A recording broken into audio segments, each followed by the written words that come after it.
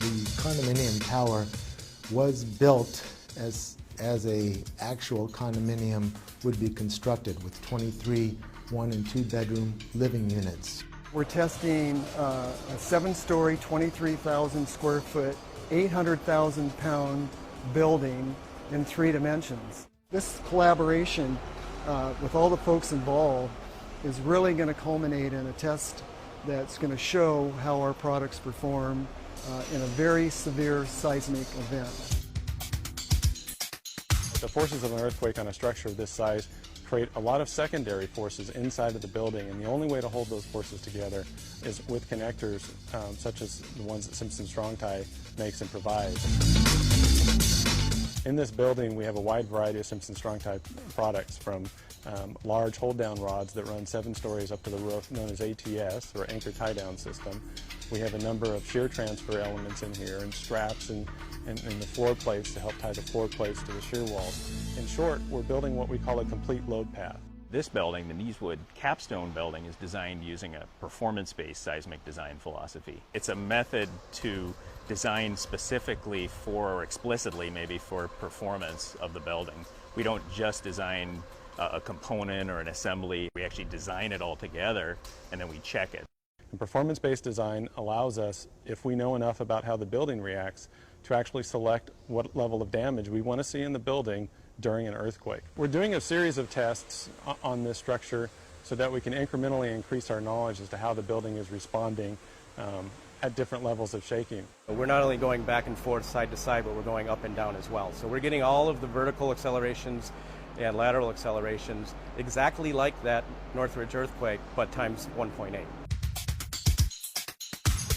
There's approximately 300 sensors in the building, measuring everything from movement to force to acceleration.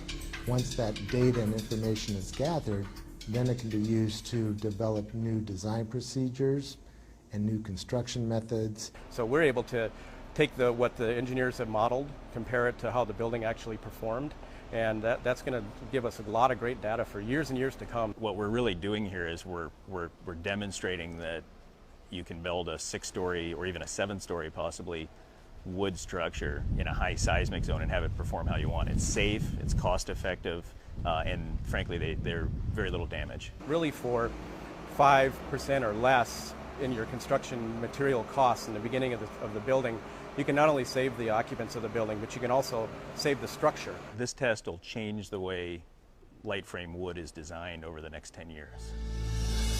We've invited several key engineers from across the country, building departments. There's folks from all over the world coming to see this. When you see an actual test, the impact that has on you is so significant that it really makes you think twice about what you put down on paper.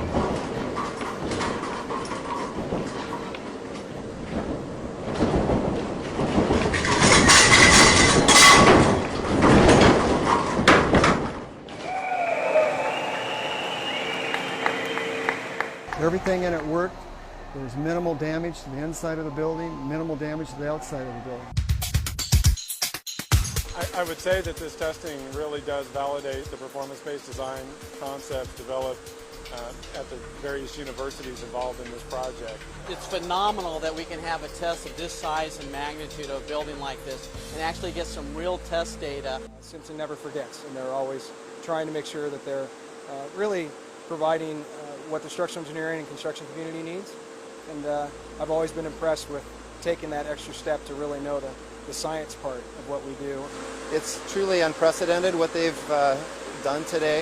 I think this is it's truly about saving lives, and the information that's been generated as a result of this test is truly groundbreaking.